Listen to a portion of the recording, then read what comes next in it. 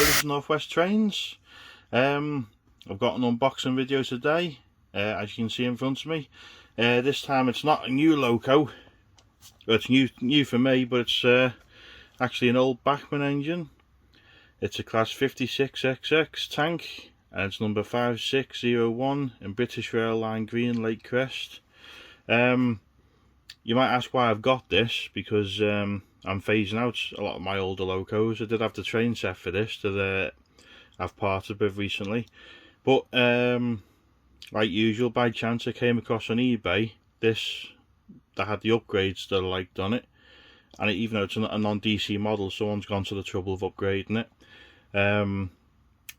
I got this for £213 altogether, including postage, which, if it all works fine, should be a pretty good deal.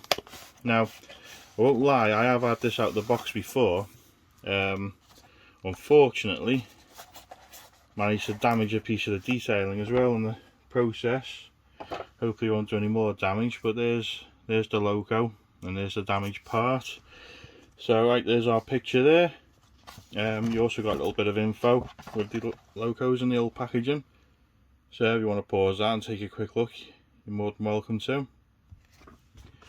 Now, there's 9 of these in preservation, and if you watch my videos regularly, you'll know I like to, for my heritage line, I like to get Locos that have been preserved. So I'm going to renumber this one to 5643, which is the Loco owned by the Furness Railway Trust. It's currently based at the East Lancashire Railway. I was hoping to see it for the gala last weekend, but it wasn't running on the Saturday. Now, I remember this Loco when it was getting restored at Haverthwaite, another one of my favourite heritage lines. Without going on for too long, these were built, I think, between 1924 and 1928, I think it was. So they're almost 100 years old, even though they don't look it. And this particular model is quite a weighty one. I think it's an old mainline body as well. I don't think Bachmann's ever upgraded the bodies on these. I think it's just the motor, because you can get the DC ready version, I've noticed.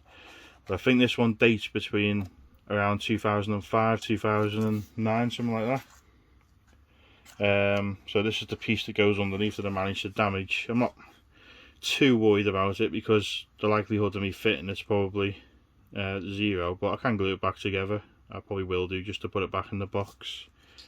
The only other detail and packers here, again, I don't bother with them because they end up scattered all over the layout, no matter how well you try and glue them in or put them in place. So when the Loco's running around, you don't really see them too much anyway. Right, so let's take it out and have a little look.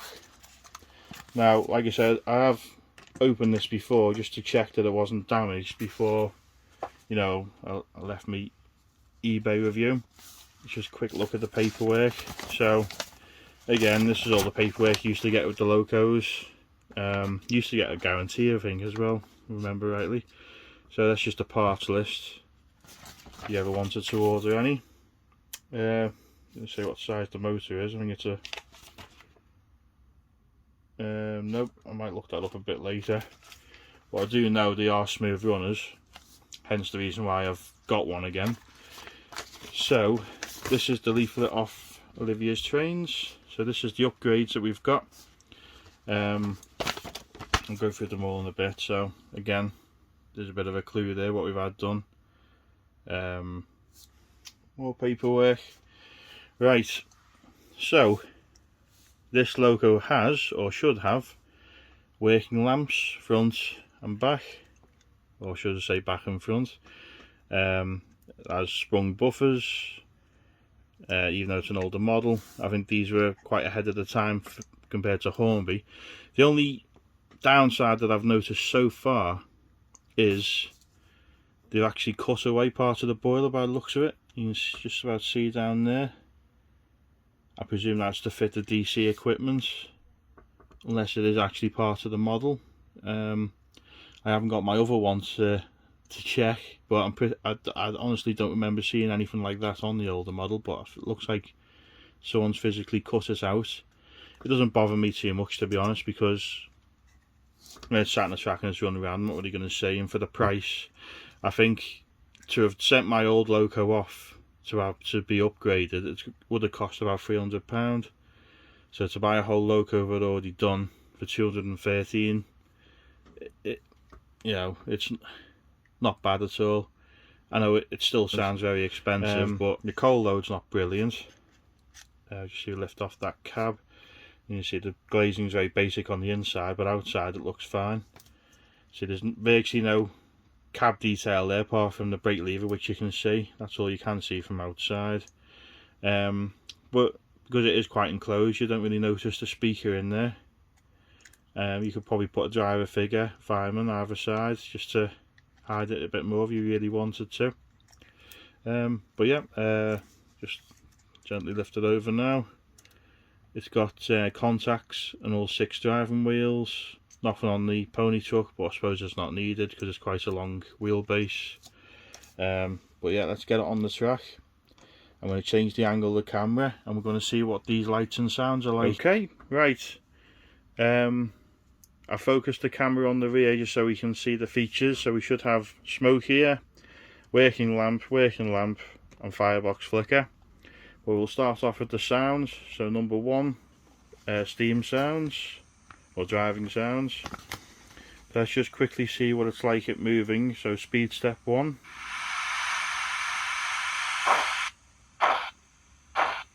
That's not bad. It does move off quite quick actually on speed step 1.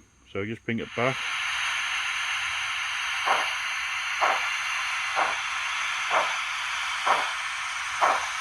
Now for a non-DC ready model, that's pretty impressive, isn't it? Okay, so number 2, whistle. Number 3, whistle again. 4, safety valve. I don't mean that. Can't really hear anything on that yet. Right, so 5 should be coal shoveling and firebox flicker. So hopefully you can see that.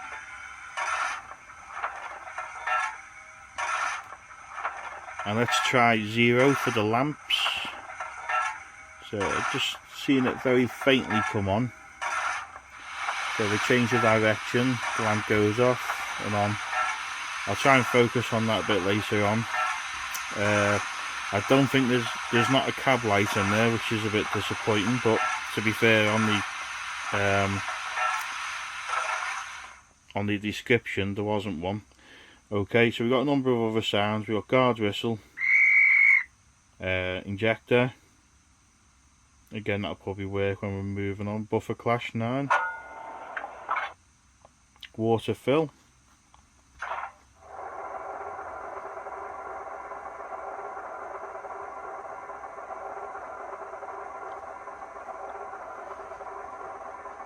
and let's try the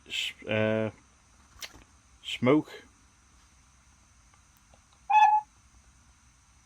So that's driver acknowledgements as well as hopefully some working smoke. I should have done that first really, because sometimes it takes a while to get going. Anytime now. No, I might have put a bit too much fluid in it, but what we'll do is we'll get the Loco on the heritage line now and we'll give it a test run, see what it's like.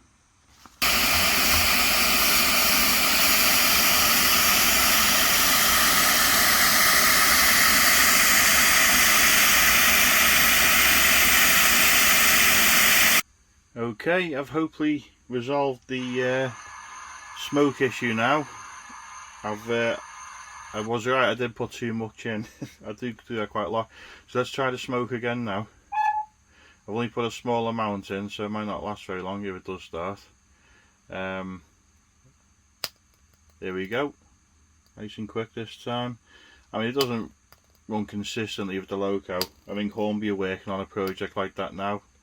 And Dapol doing diesel fumes for a class 59, so that'll be interesting to see. So right, let's send her on her way then, and we'll do a few laps around the layout out on its own, and then we'll get some passenger stock on it and see what it can pull.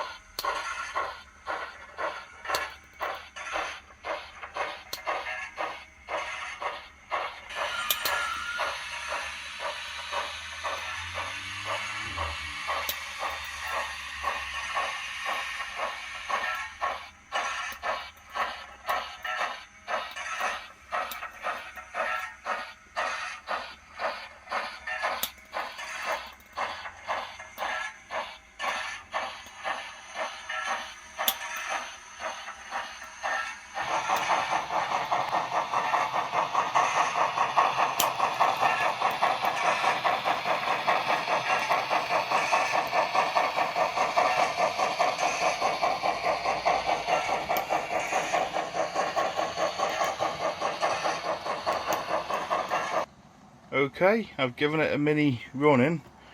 I know you only have to do it with new models anyway, but I thought I'd give it a good run around the layout first without pulling any coaches. I've got a 4-car train at the moment currently, 4 Bachmann Mark 1s. They've got quite a bit of weight in them. I did have 5 originally, but I'll show you now where it struggles. I would have thought a big weighty model like this would be able to pull a fair bit, but there is a slight incline on this side of the layout. In fact, there's 2 on the heritage line. It's not perfectly level because I basically built it up on bits of leftover boards I had from work, so it's not perfect. But this bit of a dip here, it seems to get stuck on. Let's have a look. So with a 3-car train, which is generally what I run on the heritage line, it'll be fine. But yeah, you can just see it just gets stuck here. I think if it was running the other way, it'd be fine.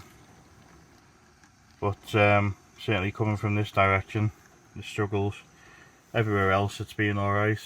So yeah, going in this direction, it's going to have to be a 3-coach train, which I was a bit surprised about actually.